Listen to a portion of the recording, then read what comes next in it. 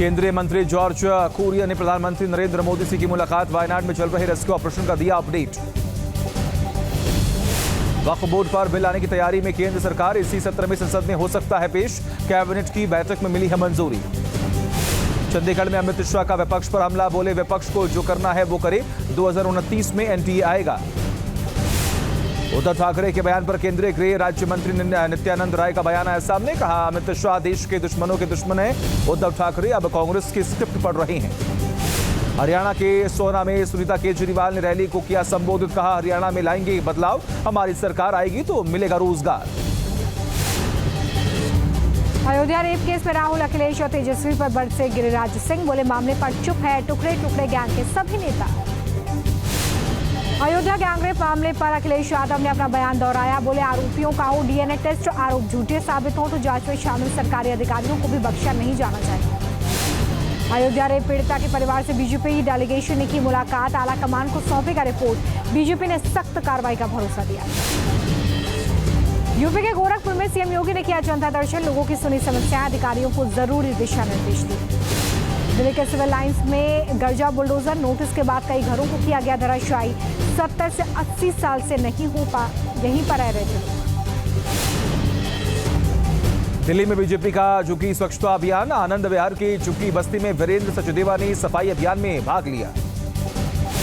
Rajiv Gandhi camp में स्वच्छता अभियान में शामिल हुई सांसद बासुरी स्वराज। बोली यह छोटी छोटी मुहिम लोगों की जिंदगी में सहूलियत लाने की है। झुग्गी स्वच्छता अभियान में केंद्रीय मंत्री हर्ष मल्होत्रा ने भी लिया हिस्सा। कलंदर कॉलोनी में सफाई करते हुए नजर आए। बीजेपी सांसद प्रवीण खंडेलवाल भी झुग्गी स्वच्छता अभियान में हुए शामिल। वजीरपुर विधानसभा क्षेत्र में झुग्गी बस्ती में की सफाई। झुग्गी स्वच्छता अभियान के तहत स्वच्छता अभियान में शामिल हुई सांसद कमलजीत सहरावत। द्वारका की बस्ती में झाड़ू लगाकर कचरा साफ किया। केंद्रीय मंत्री जॉर्ज कुरियन ने प्रधानमंत्री नरेंद्र मोदी से की मुलाकात। वायनाड में चल रहे रेस्क्यू ऑपरेशन का दिया अपडेट।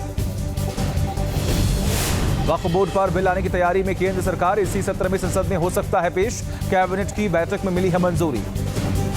चंडीगढ़ में अमित शाह का विपक्ष पर हमला। बोले विपक्ष को जो करना है वो करे, 2029 में एनडीए आएगा।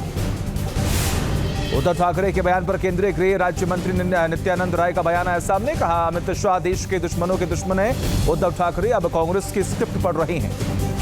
हरियाणा के सोहना में सुनीता केजरीवाल ने रैली को किया संबोधित। कहा हरियाणा में लाएंगे बदलाव, हमारी सरकार आएगी तो मिलेगा रोजगार। अयोध्या रेप केस में राहुल, अखिलेश और तेजस्वी पर बरसे गिरिराज सिंह। बोले मामले पर चुप है टुकड़े टुकड़े गैंग के सभी नेता।